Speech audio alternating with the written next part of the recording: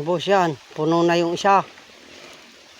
Kaya mabilis yan na puno ha. Galing lang dito ang lupa niyan.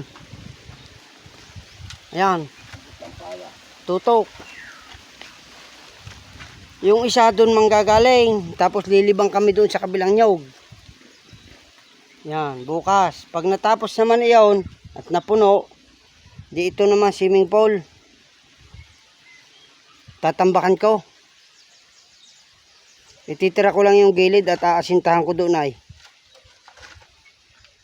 Yan.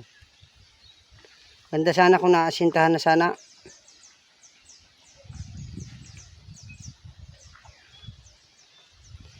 Ayan, madami tayong panambak. May baga dyan sa likod ng trapal na ari. Puro panambak. Dahil, kita mo, pinapantay natin, Doon, dami pa rin doon panambak. Maigi yun para makuha itong mga lupa. Hindi siya malayo makakuha. Mabilis makakatrabaho ang tao.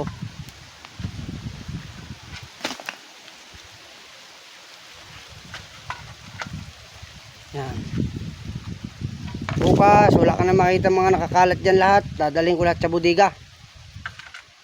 Maiwan lang dyan mga mower, gasolina.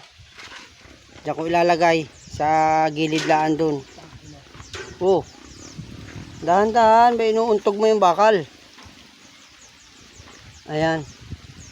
Malinis na dito, Ito bukas naman ang isa, itong kabila.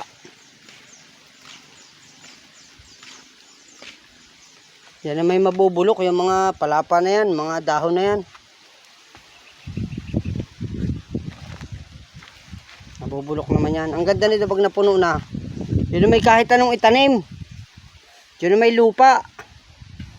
Hindi mag-compose pa tayo ng kahit anong klase ng lupa na mailalagay doon kung anong itatanim doon pag naayos.